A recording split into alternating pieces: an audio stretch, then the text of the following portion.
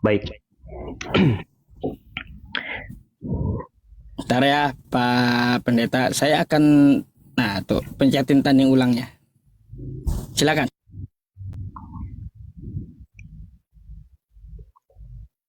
Oke, baik. Itu dari perspektif Islam ya, berdasarkan apa yang dijelaskan oleh Yusuf Pei.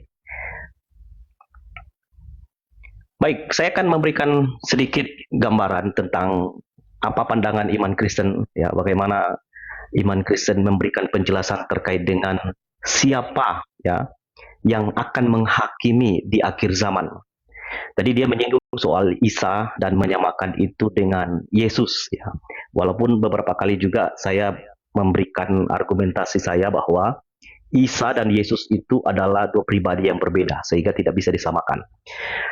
Dan kalau di dalam Alkitab ya, Alkitab sendiri memberikan penegasan bahwa Allah adalah hakim tertinggi ya. Dia adalah Allah yang akan menghakimi seluruh manusia. Namun di dalam Alkitab kita itu memberikan penjelasan bagaimana Allah membuktikan untuk bisa menghakimi, dan Allah sendiri di dalam Alkitab memberikan penghakiman itu kepada Yesus Kristus.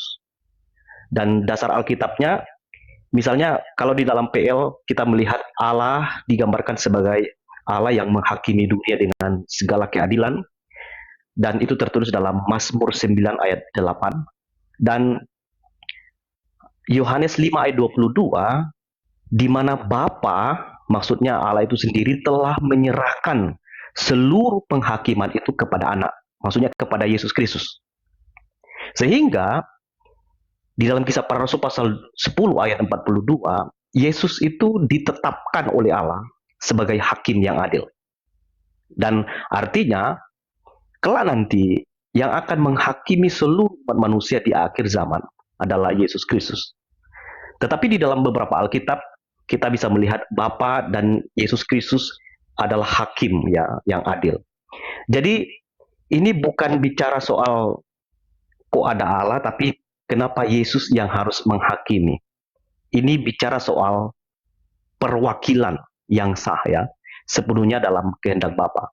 Nah, penting untuk diperhatikan mengapa Allah menyerahkan penghakiman itu kepada Yesus. Ya,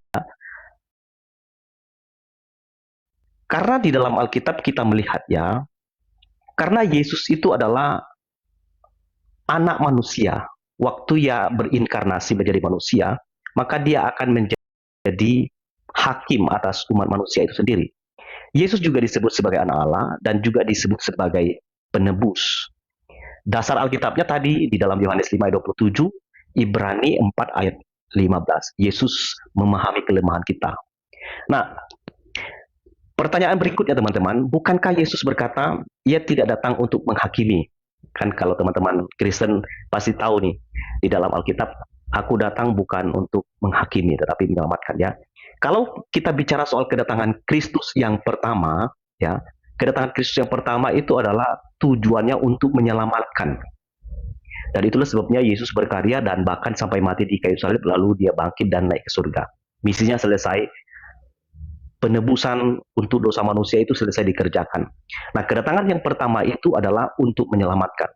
Dan nanti Yesus akan datang kembali, yang disebut di dalam bahasa Yunani parousia. Dia akan datang untuk yang kedua kalinya, dan disitulah dia akan menghakimi semua orang, baik yang kecil, yang sudah besar, yang sudah tua, bahkan semua umat di dalam dunia ini akan dihakimi oleh Yesus Kristus.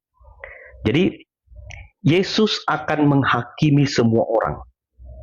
Kalau kedatangannya pertama tadi sekali lagi itu adalah untuk menyelamatkan, dan kedatangannya kelak nanti yang kedua adalah untuk menghakimi. Ya, jadi semua orang akan dihakimi oleh Yesus Kristus. Pertanyaan pentingnya begini. Kalau semua orang akan dihakimi, ini kan kalau kita bicara ya, kalau dari sebelah melihat Yesus itu kan bukan Tuhan. Mungkin nggak Yesus bisa menghakimi dengan adil? Justru karena Yesus adalah Tuhan, maka dia bisa menghakimi dengan adil. Sehingga penghakimannya kelak itu adil dan benar. Sampai di sini dulu. Ya, nanti saya akan lanjutkan tentang beberapa dasar Alkitabnya. Oke. Tepuk tangan teman-teman. Ada hal bagus yang mau saya pertanyakan.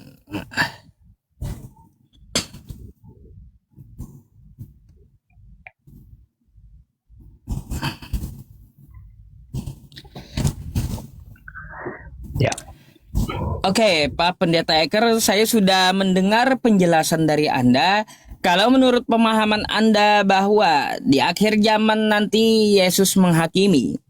Kalau kita membaca kitab Kristen ya, teman-teman semuanya, kita dapat merujuk ke Yohanes 5 nomor 30. Apa kata Yesus di Yohanes 5 nomor 30? Ya, di situ dapat kita lihat dan kita buka ayatnya. Kata Yesus, ya, di situ nih, saya bukakan aja langsung teman-teman. Aku tidak dapat berbuat apa-apa dari diriku sendiri. Aku menghakimi sesuai dengan apa yang aku dengar dan penghakimanku adil. Ya, sebab apa? Nih, sebab dia tidak menuruti kehendaknya sendiri, melainkan kehendak yang mengutus dia. Ini ya teman-teman, kita baca Yohanes 5 nomor 30. Aku tidak dapat berbuat apa-apa dari diriku sendiri, kata Yesus. Aku menghakimi sesuai dengan apa yang aku dengar dan penghakimanku adil. Sebab aku tidak menuruti kehendakku sendiri, melainkan kehendak Dia yang mengutus aku. Pak Pendeta, pertama, saya mau tanya, kalaupun Yesus itu menghakimi, maka siapa yang dihakiminya? Itu pertanyaan yang pertama. Yang kedua, ya, kalaupun Yesus itu menghakimi, ya di hari kiamat nanti, kenapa dia harus didikte oleh yang mengutus dia? Tuh, ya. Katanya tadi Yesus yang menghakimi. Rupanya Yesus didikte oleh yang mengutus dia. Kalau dia sebagai hakim, ngapain hakim diintervensi? Coba. Kalau kita melihat pengadilan di Indonesia, ya kawan-kawan semuanya. Pengadilan di Indonesia, hakim itu tidak dapat diintervensi. Masa kita bisa dikte hakim? Pak Hakim, begini, begitu. Pak Hakim, kesana, kesini. Pak Hakim, orang ini kayak gini. Pak Hakim, orang ini kayak gitu. Kan aneh gitu. Jadi ini hakim atau cecunguk kan gitu ya. Kalaunya didikte kayak gitu cecunguk namanya, ya utusan. Untuk menyuarakan apa yang ingin disampaikan oleh penguasanya. Nah, sama seperti yang dikatakan oleh Yesus, aku tidak dapat berbuat apa-apa dari diriku sendiri. Aku menghakimi sesuai dengan apa yang aku dengar dan penghakimanku adil. Ya, jadi di sini saya mau tanya, kalau Yesus itu hakim menurut Anda, ternyata ada yang lebih berkuasa daripada Yesus. Pertama, siapa yang dia hakimi? Yang kedua, kenapa ia didikte oleh yang mengutus? Ya, itu. Coba saya mau tahu dulu siapa yang dihakimi. Kalau kita ya jelas ya teman-teman semuanya, Nabi Isa alaihi salam itu akan turun kedua kalinya. Apakah konteksnya itu di hari kiamat? Belum. Nabi Isa itu turun kedua kalinya sebelum kiamat. Dan sebelum kiamat itu apa yang dia lakukan? Yaitu dia akan menghakimi orang-orang yang menyembah dirinya. Ya. Gitu, itu pemahaman Islam. Oh, di mana nih? Ustadznya asumsi. Ada ayatnya di dalam Quran, surah Az-Zukhruf 61 sampai 64. Ya, wa innahu la'ilmul lis-sa'ati fala tamtarunna biha wattabi'un. Hadza siratum mustaqim. Kan kayak gitu. Terus di ayat Az-Zukhruf 63-nya, walamma ja'a Isa bil bayyinat qala qad ji'tukum bil hikmah wa li ubayyina lakum ba'dal ladzi takhtalifuna fihi fattaqullaha wa ati'un. Jadi kata Nabi Isa atau Yesus, aku datang kedua kalinya untuk menjelaskan apa yang kamu perselisihkan. Apa yang kita selisihkan saat ini? Kata Kristen, Yesus Tuhan. Kata Islam, ya, Yesus itu atau Nabi Isa itu adalah nabi. Nah, maka dari itu dia datang kedua kalinya untuk menjelaskan bagaimana kejadian di masa lampau. Ya, orang-orang yang bertemu dengan Nabi Isa nanti ya, alhamdulillah banyak yang bertobat gitu. Ya, Nabi Isa menjelaskan bahwa dirinya bukan Tuhan. Wa innallaha rabbi wa rabbukum fa'budu hadza siratum mustaqim. Dan Allah adalah Tuhanku dan Tuhanmu, kata Nabi Isa. Inilah jalan yang lurus, yaitu jalan untuk menyembah Allah Subhanahu wa taala.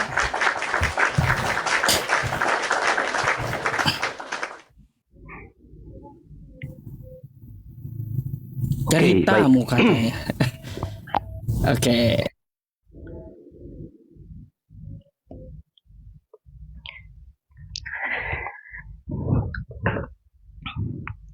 Ya, jadi dari bagian kedua tadi Pak Yusuf PI tadi uh, menganggap penghakiman Yesus itu sebagai ya cecungu. Ya tidak apa-apa sih. Tapi uh, saat Anda mengutip ayat Alkitab, nah itulah sebabnya perlu baca Alkitab itu secara komprehensif Pak Yusuf PI ya. Nah itulah kegagalan kalian kalau baca Alkitab itu suka sekali hanya mencomot satu ayat lalu tidak membaca secara keseluruhan. Tapi tidak apa-apa. Di ayat 30 dalam Yohanes 5 ayat 30 tadi, aku tidak dapat berbuat apa-apa dari diriku sendiri, aku menghakimi sesuai dengan apa yang kudengar. Dan penghakimanku adil, sebab aku tidak menuruti kehendakku sendiri, melainkan kehendak Dia yang mengutus aku.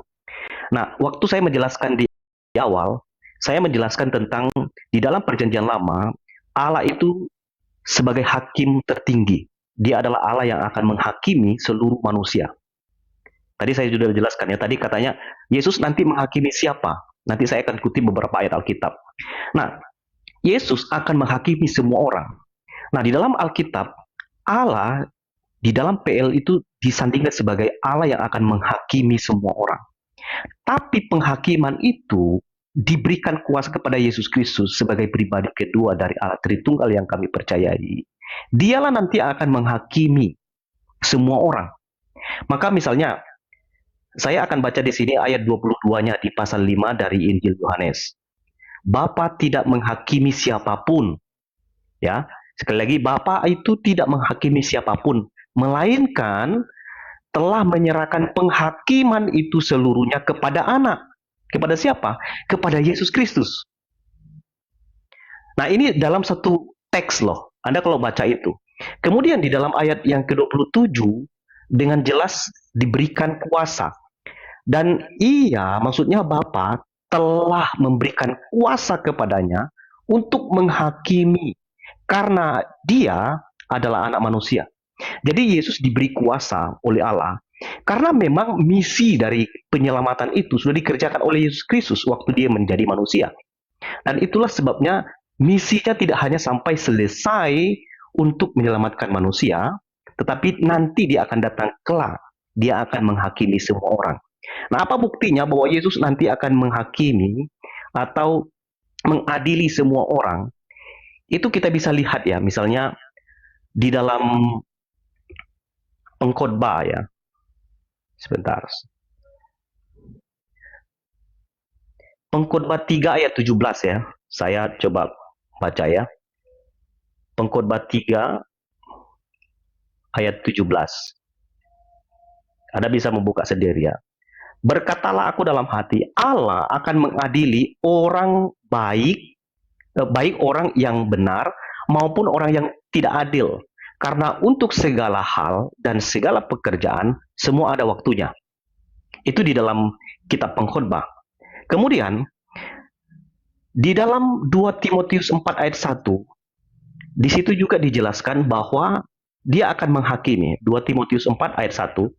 Saya tidak perlu tunjukkan kamera ya, karena agak repot ya. 2 Timotius, bentar. 2 Timotius 4 ayat yang pertama. Di hadapan Allah. Nah, saya coba tunjukkan aja ya. Kalau begini terkamera ya. Ini ya. Agak repot juga ini.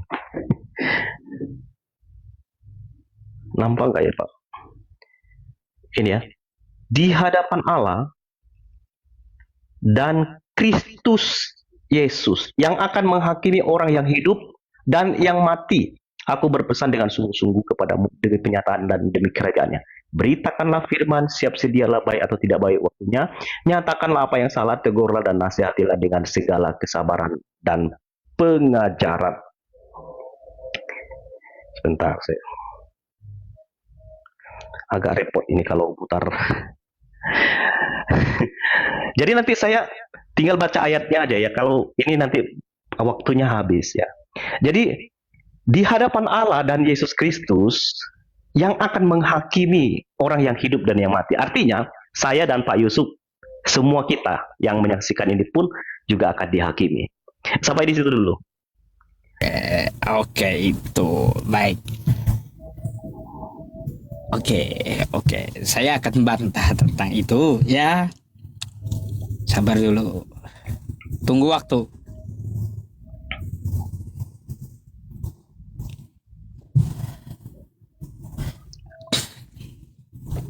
Oke, Baik. silakan. Jadi Timotius ya yang dibawakan oleh Pak Pendeta. 1 Timotius. Timotius itu kan tulisan Paulus toh. Jadinya kita bertanya pula Pak Pendeta, kapan Paulus ini ketemu Yesus kan gitu. Kok bisa-bisanya dia mengatakan ya di hadapan Allah dan Yesus Kristus. Kapan Yesus menyampaikan seperti itu? Sedangkan Paulus tidak pernah bertemu dengan Yesus. Itu dulu yang perlu Anda catat. Ya makanya kalau bisa bawakan literasi dari Yesus. Kita bahas Yesus, tapi Anda membawakan literasi atau data yang di luar perkataan Yesus. Jadi mari kita bawa apa yang dikatakan oleh Yesus. Siapa yang dihakiminya. Terus kan tadi seperti saya sampaikan di Yohanes 5 nomor 30. Aku tidak dapat berbuat apa-apa dari diriku sendiri, kata Yesus. Aku menghakimi sesuai dengan apa yang aku dengar. Dan penghakimanku adil, kata Yesus. Karena aku tidak menuruti kehendakku sendiri, tetapi menuruti kehendak yang mengutus aku. Kata Anda semuanya yang dihakimi. Wah kalau semuanya, coba Anda lihat dulu juga Pak Pendeta. Kitab Anda yang lainnya, kitab Matius. Dalam Matius 7, nomor 22 sampai 23. Di situ kan Yesus berbicara tentang hari terakhir. Siapa yang akan dihakimi Yesus? Ya, saya akan buka ya seperti biasanya, teman-teman. Mari kita baca dulu ya. Kata Yesus seperti apa? Pada hari terakhir. Ya, ini hari terakhir. Ini perkataan Yesus langsung. Nggak ada saya bawa kata Paulus. Nggak ada. Pada hari terakhir, banyak orang akan berseru kepadaku, Tuhan, Tuhan. Nih, kita mengetahui yang menyebut Yesus itu Tuhan hanyalah Katolik dan Kristen, ya teman-teman. Jadi yang dihakiminya di sini Pak Pendeta bukan semuanya, tapi Katolik dan Kristen. Karena Islam ataupun saya itu tidak mengatakan Yesus itu Tuhan, tapi hamba Tuhan.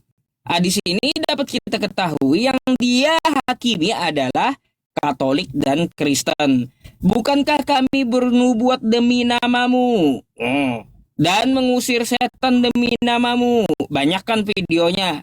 Dan mengadakan banyak mukjizat demi namamu juga. Banyak tuh pendeta-pendeta ya yang memakai nama Yesus. Dalam nama Yesus sembuhlah. Kan kayak gitu. Memakai nama Yesus kayak gitu. Nah, ini adalah orang-orang yang dihakimi oleh Yesus, yang pakai nama dia, yang mengatakan Yesus itu Tuhan. Apa kata Yesus? Pada waktu itulah aku akan berterus terang, kata Yesus kepada mereka. dan berkata, "Aku tidak pernah mengenal kamu, enyahlah daripadaku, kamu sekalian pembuat kejahatan." Ah, iya ya teman-teman semuanya. Sama tadi di dalam Al-Quran. Ya, di dalam Al-Quran juga tertera seperti itu. Yesus akan dihadapkan atau Nabi Isa akan dihadapkan kepada para penyembahnya, lalu langsung ditanya. Maka pada hari itu juga kata Nabi Isa, "Maqultu lahum illa ma amartani bihi an i'budullaha rabbi wa rabbakum." Aku tidak pernah menyuruh menyembah diriku. Ya, tidak patut dan tidak berhak bagiku seperti itu, kata Nabi Isa. Ah, makanya ya, kalau kita lihat ya di situ ada cerita sedih dari Nabi Isa yang mana dia dihadapkan kepada para penyembahnya dan akan mengusir serta tidak mengakui kepada para penyembahnya. Tertera di dalam Al-Quran seperti dalam Matius tadi. Lah, bagaimana Pak Pendeta mengatakan itu adalah penghakiman untuk semua orang, sedangkan saya sendiri tidak mengatakan Yesus itu adalah Tuhan. Yesus adalah hamba Tuhan sesuai tertulis di dalam perikop ya, Kisah Para Rasul 3 nomor 13, terus di dalam Matius 12 nomor 15. Yesus itu hamba Tuhan, bukan Tuhan. Jadi yang dihakimi Pak Pendeta adalah yang memanggil Yesus itu Tuhan. Siapa itu? Kristen dan Katolik. Saya bantah itu. Silakan.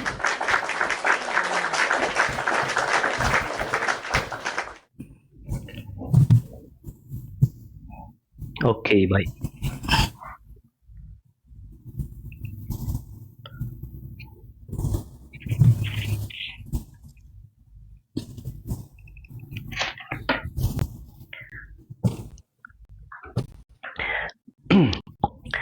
Baik. Tadi mengutip Matius 7 ayat 22 dan seterusnya ya. Lalu buat konklusi, yang akan dihakimi itu orang Kristen dan Katolik. Pak Yusuf ini ada-ada saja ya, kacau itu, pikiran ngawur itu. Ya, itu sama sekali tidak merujukan kepada orang Kristen dan juga orang Katolik ya. Tapi memang intinya itu, kenapa Yesus mengatakan, "Aku tidak mengenal kamu, hai kamu pembuat kejahatan"? Ya karena mereka nggak taat. Justru mereka itu tidak taat kepada Allah. Yang mereka lakukan itu justru tidak menyenangkan hati Tuhan. Mereka kelihatannya rohani, misalnya agamais, pakaiannya mungkin secara religi kelihatan rohani, tapi kan tidak bisa menipu Tuhan ya. Kalau manusia bisa menipu manusia, ya, tapi Tuhan tidak bisa ditipu. Nah, itulah sebabnya ayat itu Tuhan langsung membongkar siapa mereka. Kalau kelihatannya mereka baik, rohani, tapi sesungguhnya di dalam hati mereka sendiri, itu mereka itu jahat. Itu maksudnya, jadi bukan kepada orang Kristen atau Katolik itu ngarang ngidul. Ya. Tadi katanya, di mana Yesus mengatakan dia langsung yang akan menghakimi. Lalu saya tadi kutip 1 Timotius pasal 4, 2 Timotius pasal 4, katanya itu kan perkataan Paulus. Nah, kita nggak ketemunya di situ. Sementara kami percaya bahwa 66 kitab itu adalah firman Allah. Jadi waktu saya bicara soal apapun kitab yang saya kutip, itu kami yakini itu adalah firman Allah, Pak Yusuf. Jadi waktu saya mengutip itu, Anda mestinya cara pikirnya tidak begitu, ya. Ketika saya mengutip itu karena kami percaya itu adalah firman Allah. Kalau itu bukan firman Allah, ngapain juga ada di dalam kitab kami? Gitu kan? Kalau saya juga kontraskan dengan Anda, misalnya cukup gak Quran saja? Kan perlu ada hadis juga untuk menjelaskan. Jadi Anda tidak boleh memisahkan itu. Ya, kalau kami bisa mempercayai itu adalah firman Allah, lalu Anda tidak boleh membatanya begitu saja dengan cara Islam berpikir. Tidak bisa. Kemudian, Apakah Yesus tidak pernah mengatakan dia akan menghakimi? Di dalam Matius ya, saya coba kutip Injil ya. Matius pasal 25 sendiri. Ini tentang penghakiman terakhir. Apabila anak manusia, maksudnya Yesus datang dalam kemuliaannya dan semua malaikat bersama-sama dengan dia, maka ia akan bersemayam di atas tahta kemuliaannya. Lalu semua bangsa akan dikumpulkan di hadapannya dan ia akan memisahkan mereka seorang daripada seorang. Sama seperti gembala memisahkan domba dari kambing. Nah, mana domba, mana kambing. Itu hanya gambaran ya. Jadi waktu Yesus Kristus datang kelak nanti sebagai yang menghakimi dunia, semua manusia, semua akan dipisahkan. Mana yang percaya kepada dia, mana yang tidak percaya kepada dia. Jadi kalau Anda baca secara utuh di dalam Matius pasal 25 ayat 31 dan seterusnya itu, Anda akan menemukan peran Yesus sebagai raja yang menghakimi kelak. Saya coba kutip satu ayat lagi ya. Di dalam Ibrani 9 ayat 27. Coba saya buka Ibrani 9 ayat 27. Dan sama seperti manusia ditetapkan untuk mati hanya satu kali saja dan sesudah itu dihakimi. Jadi manusia yang nanti akan mati, semua orang akan dihakimi. Jadi kalau Anda tanya tadi, Yesus menghakimi siapa? Tadi di dalam Matius, semua bangsa, semua orang. Di dalam Ibrani, sama seperti manusia ditetapkan untuk mati hanya satu kali saja, dan sesudah itu dia akan dihakimi. Semua kita pun akan dihakimi. Dan tidak hanya itu ya, satu ayat lagi saya baca, di dalam Ibrani 12 ayat 23, 12 ayat 23, dan kepada jemaat anak-anak sulung yang namanya terdaftar di surga, dan kepada Allah yang menghakimi semua orang, dan kepada orang-orang benar telah menjadi sempurna, dan kepada Yesus pengantara perjanjian baru, dan kepada darah pembercikan yang berbicara lebih kuat daripada darah Habel. Saya baca dari ayat 22. Tetapi kamu yang sudah datang ke Bukit Sion, ke kota Allah yang hidup, Yerusalem surgawi, dan kepada beribu-ribu malaikat, suatu kumpulan yang meriah, dan kepada jemaat-jemaat anak sulung yang namanya terdaftar di surga. Nah, kalau di sini orang percaya kan, kita percaya di dalam kekristenan itu nama kita itu sudah tertulis di surga. Ya. Nah, orang yang nanti kalau sudah percaya kepada Yesus, waktu dalam penghakiman nanti akan dipisahkan. Namanya yang terdaftar di surga itu akan dipisahkan sama seperti gembala memisahkan domba dengan kambing. Mana domba yang percaya kepada Yesus, mana kambing yang tidak percaya. Begitu, Pak. Oke.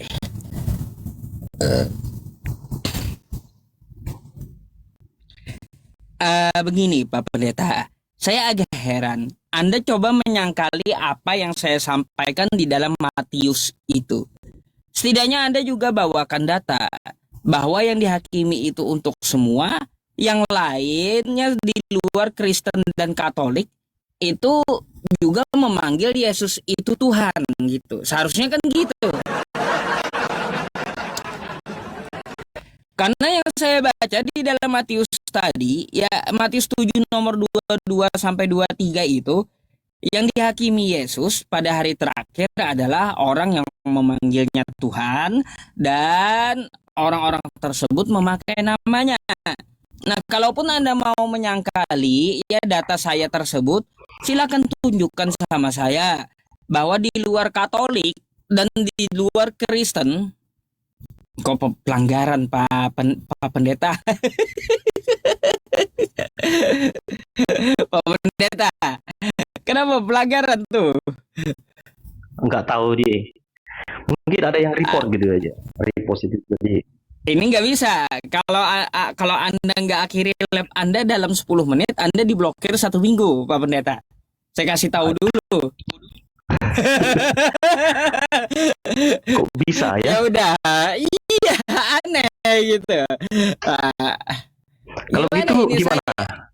Kalau ini pun saya disuruh untuk memutuskan Anda nih, karena Anda kena pelanggaran. Kalau saya putuskan keluar dari PK, Anda langsung di-ban oleh TikTok. Ah gitu Pak Pendeta. Ya ampun. Jadi bagaimana? Atau kita Ya tunggu gini, selesai PK-nya dulu, baru nanti ya turun.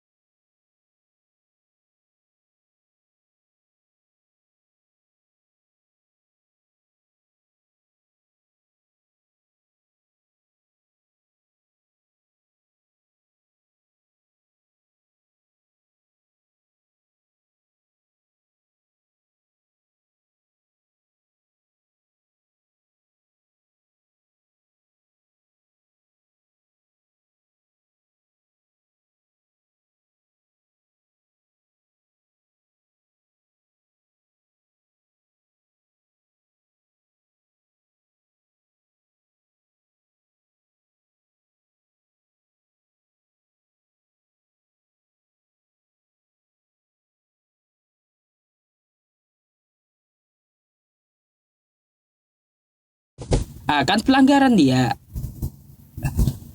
Ah, jadi kalau dia naik kembali ke lab nggak bisa teman-teman. Tetap ya, tetap nanti akan di ban oleh pihak TikTok dia. Jadi seperti itu. Gak ngerti juga saya. Ntar. Ya udah, kayak gimana nih teman-teman? Pelanggaran dia. Saya pun juga ini tidak memakai akun anti rungkat teman-teman. Karena apa? Kalau saya memakai akun anti rungkat, PK ngadat-ngadat dia. Terus kalau saya tidak memakai akun anti rungkat ini, nggak bisa ngomong sembarangan, kena ban juga. Jadi serba salah gitu, sensitif kali gitu tok-tok ini. Heran saya. Dah biarin, ada yang laporin. Nggak, saya pun nggak bisa terusin lab saya. Karena kalau saya ngomong sembarangan, itu nanti 1 minggu saya kenanya. Gitu nggak, kalau saya mau naikin hama pasien selanjutnya ya, hama selanjutnya itu saya harus rungkat dulu pakai akun yang anti rungkat. Nggak bisa pakai akun ini akunnya nggak anti rungkat. Iya, jadi teman-teman semuanya mohon maklum gitu ya. Ntar kayak gini aja dah ya. Kita naikin pasien lain di malam hari aja ya. Di malam hari ba'da maghrib nanti atau ba'da isya. Jadi sore hari ini kita sudahi aja dulu ya, karena dia juga kena pelanggaran. Saya pun juga nggak memakai akun anti rungkat, nggak bisa sembarangan ngomong. Ya daripada saya menanggung resikonya 1 minggu, bangkitnya di hari ke-7 nanti susah gitu. Nanti Anda cari-cari saya, kenapa nggak lab lama? Padahal ya saya belum bangkitnya di hari ke-7 nanti, susah kan? Makanya lebih baik kita opkan saja, kita sudahi dulu ya teman-teman. Nanti ba'da maghrib, ba'da isya ketemu saya lagi ya. Botol kautat kata aja, itulah ajaran kasih itu. Mancing-mancing supaya saya kena ban juga, botol kautat katanya. Mending kan ya saya bangkit di hari ke-7 nggak jadi Tuhan. Ini ada yang bangkit di hari ke-3 disembah-sembah pula jadi Tuhan. Saya yang bangkit di hari ke-7 aja kagak disembah-sembah orang ya. Oke ya teman-teman semuanya yang di YouTube juga ya, saya akhiri dulu. Ba'da isya ketemu saya lagi. Saya harus pakai akun anti rungkat nanti. Terima kasih menyaksikan sampai selesai ya. Mohon maaf atas segala kekurangannya, dan mohon maaf tidak bisa kita selesaikan diskusinya dengan Pak Pendeta Eckhart Saugo. Tapi nanti akan kita jelaskan tentang masalah Nabi Isa ba'da isya atau ba'da maghrib waktu Indonesia bagian tengah ya, setelah saya sholat maghrib atau sholat isya nanti. Oke, terima kasih ya teman-teman yang menyimak sampai selesai. Barakallahu fikum, al-afu minni ya. Saya izin pamit dulu. Assalamualaikum warahmatullahi wabarakatuh.